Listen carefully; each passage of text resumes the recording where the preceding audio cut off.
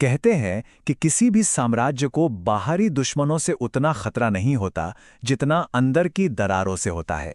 तो आज हम बात करेंगे कि कैसे छत्रपति शिवाजी महाराज ने स्वराज को बचाने के लिए अपनी सबसे मुश्किल लड़ाई लड़ी, अपनों के ही खिलाफ। ये कहानी है जावली की उस एक जीत की जिसने स्वराज का नक्शा ही बदल कर रख दिया। तो चलिए इस कहानी को एक सवाल से शुरू करते हैं। जरा सोचिए, एक लीडर या एक राष्ट्र बनाने वाले के लिए सबसे बड़ा खतरा क्या होता है? क्या वो विदेशी सेनाएं होती हैं या फिर कुछ और? जवाब है भीतर से उठा विरोध। जी हां, सबसे बड़ा खतरा हमेशा अंदर से ही आता है, और यही वो कड़वा सच था जिसका सामना शिवाजी महाराज को भी करना पड़ा था, जब स्वराज की नींव को उन्हीं के कुछ लोग कमजोर करने में लगे थे। देखिए, एक तरफ तो मावल के बहादुर साथी थे जो स्वराज के लिए जान देने को तैयार थे, लेकिन वहीं दूसरी तरफ कुछ ताकतवर सरदार और यहां तक के रिश्तेदार भी थे जो शिवाजी महाराज की सत्ता को चुनौती दे रहे थे, और इसने उन्हें एक बहुत मुश्किल फैसले लेने के मोड़ पे लाके खड़ा कर दिया था।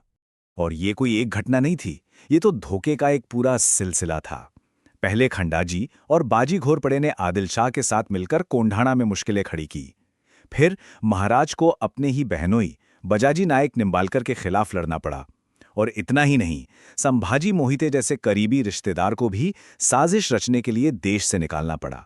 तो इन सब घटनाओं से एक बात बिल्कुल साफ हो गई थी। शिवाजी महाराज के लिए स्वराज का कर्तव्य हर रिश्ते से, हर नाते से बढ़कर था। चाहे परिवार हो या दोस्त, स्वराज से ऊपर कुछ भी नहीं। लेकिन इन सभी चुनौतियों में जो सबसे बड़ी और सबसे मुश्किल चुनौती थी, वो थे जावली के चंद्रराव मोरे, आदरशाही सल्तनत के एक बहुत ही ताकतवर और खुद को स्वतंत्र समझने वाले जागीरदार। जावली का जो इलाका था ना, वो इतना घना और खतरनाक था कि उसे वाघाची जाड़ी कहते थे, मतलब बाघ की मांद। एक ऐसी जगह जहां दिन में भी सूरज की रोशनी नहीं पहुंचती थी। वहां घुसने की हिम्मत कोई नहीं करता था। लेकिन आप देखिए, शिवाजी महाराज ने सीधे लड़ाई का रास्ता नहीं चुना। उन्होंने पहले यशवंतराव मोरे की मदद की, उसे जावली की गद्दी दिलवाई। बदले में यशवंतराव ने भी स्वराज का साथ देने का वादा किया, पर सत्ता का नशा ही कुछ ऐसा होता है, गद्दी मिलते ही वो अपना वादा भूल गया और स्वराज का ही दुश्मन बन बैठा। तो असली लड़ाई से पहले एक और लड़ाई लड़ी गई, शब्दों की लड़ाई। एक ऐसा खत किताबत का दौर चला जिसके बाद पीछे हटने के सारे रास्ते बंद हो चुके थे। यशवंतराव मोरे का जवाब उसके अहंकार और घमंड से भरा हुआ था।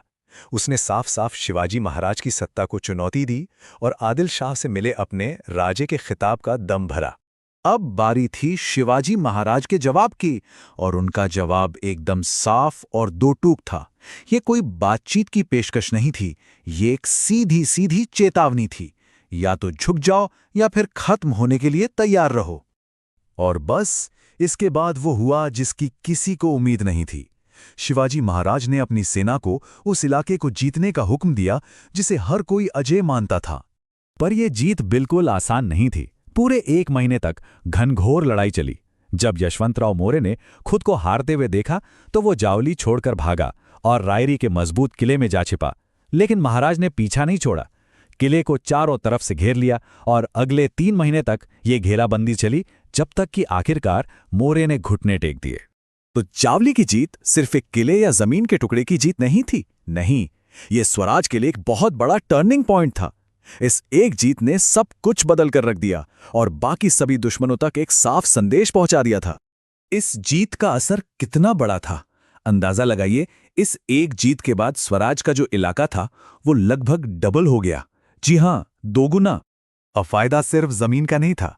एक तो मोरे की पूरी अनुभवी सेना अब स्वराज की सेना का हिस्सा थी, और दूसरा और शायद सबसे जरूरी वो था रायरी का विशाल और अजेय किला। वो अब शिवाजी महाराज के पास था। और इतने खास और अहम किले को एक खास पहचान भी तो मिलनी थी। तो महाराज ने इस किले को एक नया नाम दिया, एक ऐसा नाम जिसे आज हम सब जानते हैं। रायरी बन गया रायगढ़। जी हां, वही रायगढ़ जो आगे चलकर मराठा साम्राज्य की शान और राजधानी बना। लेकिन देखिए, शिवाजी महाराज की सोच कितनी आगे की थी। वो सिर्फ जीतते नहीं थे, वो अपनी जीत को हमेशा के लिए महफूज भी करते थे।